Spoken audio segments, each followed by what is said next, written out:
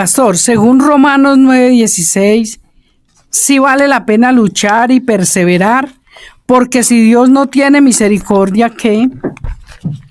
Esa es la pregunta que hace un oyente. Muy importante porque está relacionada con el preexistencialismo. Valga la pena aclararle a la persona que tiene la inquietud que hay dos maneras de ver el preexistencialismo. Uno como proyecto realizado y otro como proyecto a realizarse.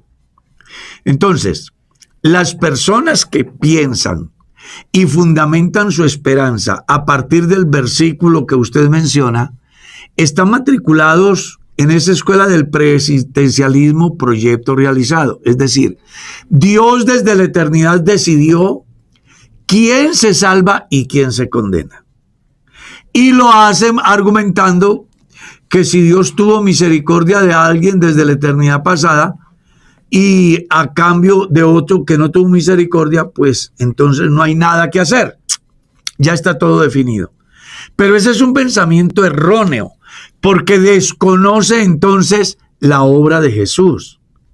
Cuando uno mira la Escritura, ve desde el tiempo de los profetas cómo Dios decía a través de Isaías: aunque todos nos descarriamos como ovejas, Jehová cargó en él el pecado de todos nosotros. Luego, cuando uno mira la Escritura en el Nuevo Testamento, encuentra que la voluntad de Dios es que todos los hombres sean salvos. Encuentra que la gracia de Dios se ha manifestado para salvación a todos los hombres. Encuentra en el libro del profeta que Dios no quiere la muerte del pecador, sino que el pecador se arrepienta y viva. Encuentra que Dios no envió a su Hijo al mundo para condenar al mundo, sino para que el mundo sea salvo por él.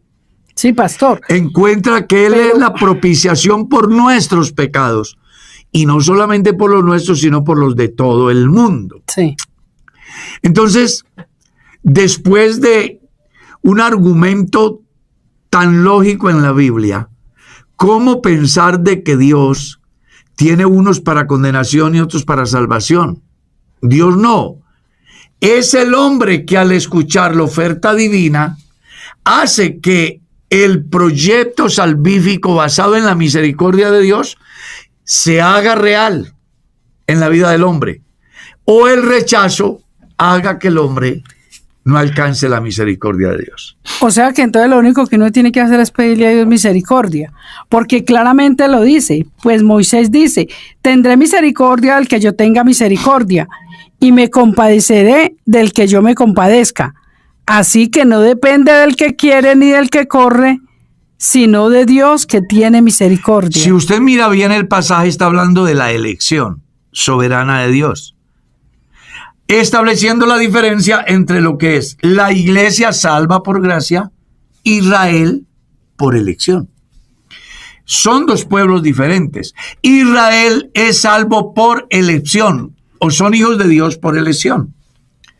La iglesia es, o somos hijos de Dios por adopción. Entonces se da el debate. ¿Por qué dicen los judíos que Dios, siendo Dios solo de ellos, que así era que ellos pensaban, ahora va a venir a salvar al mundo gentil? Y se les olvida que Dios es soberano, y más allá de que Él hubiese elegido a Israel como su pueblo, como su nación, como sus hijos, Él tuvo misericordia del mundo gentil, haciendo que la promesa de Dios hecha a Abraham, en el sentido de que en Él serían benditas todas las familias de la tierra, nos alcanzase a nosotros, por su pura misericordia, el privilegio de ser salvos. Amén. O sea, hay que establecer la diferencia. Sí. Una cosa es el trato de Dios para Israel, que los escogió como sus hijos, por elección. Dios eligió al pueblo de Israel para que fuera su pueblo.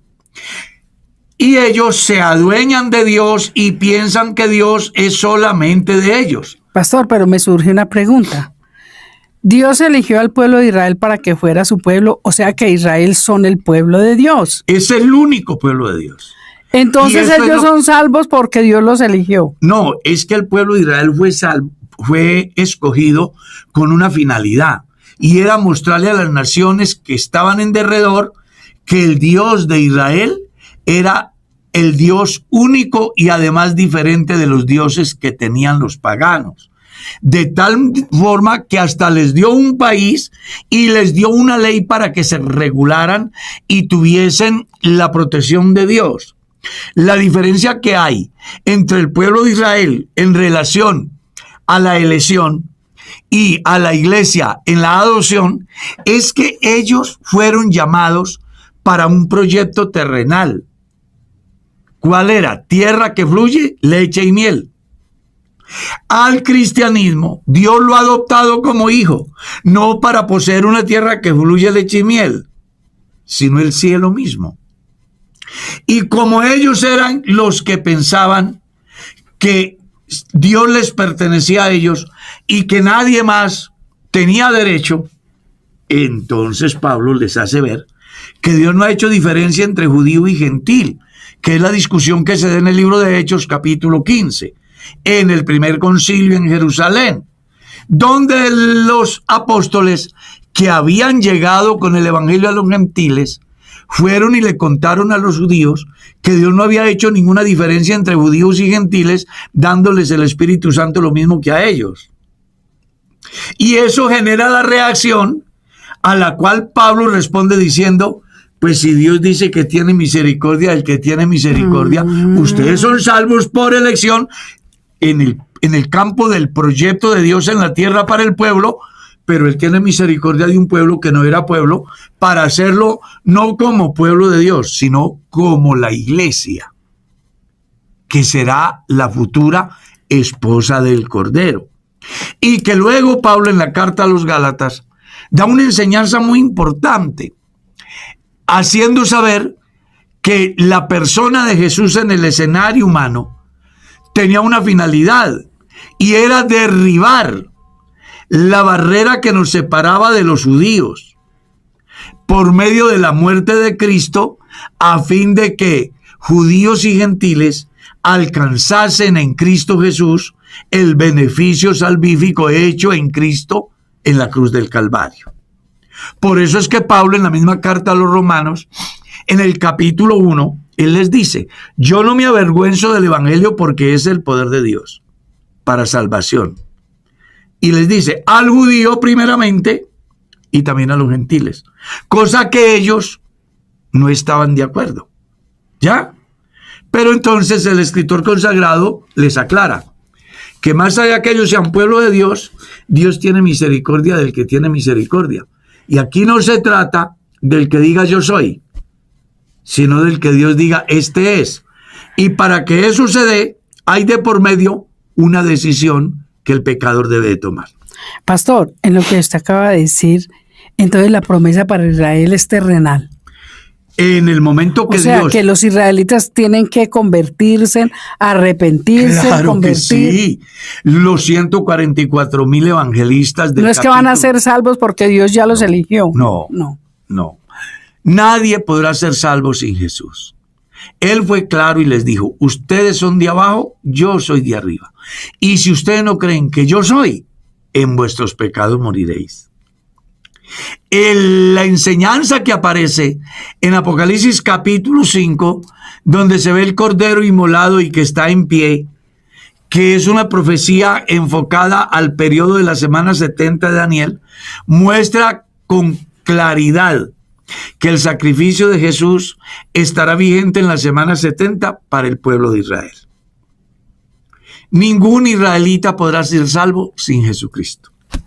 Pastor, entonces por eso es que los israelitas son tan, los descendientes de Israel son tan prósperos en todo lo que hagan. Claro, es que para ellos les fue hecha promesas materiales, no espirituales. Ya. Y en el campo de la salvación del alma, a ellos les toca hacer lo que nos tocó hacer a nosotros: recibir a Jesucristo como su Salvador personal.